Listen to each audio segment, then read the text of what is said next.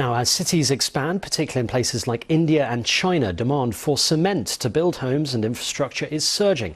That's great if you're getting a new home, but there's a problem because making cement releases huge amounts of CO2, up to 8% of the global total. For our series Climate Defenders, ahead of the next big UN climate conference, Rajini Vaidyanathan has been to meet the boss of one Indian cement company that's managed to slash its CO2 emissions to 40% below the global average and aims to become carbon negative.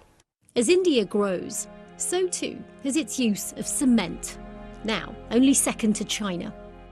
Concrete buildings are changing the landscape here, but emissions involved in cement production are also pushing up global temperatures. The small town of Arialur in India's south is nicknamed Cement City because it's home to some of the industry's big players. And it's also here that one company's leading the world with a bold vision: to make cement carbon negative by 2040. But is that really credible? Yes. Cement has now become one of the world's most consumed materials, but many people are still unaware of the damage it's doing to the climate. It's still a big polluter, but this plant in a small corner of India may be showing the way to reducing and one day eliminating its damage.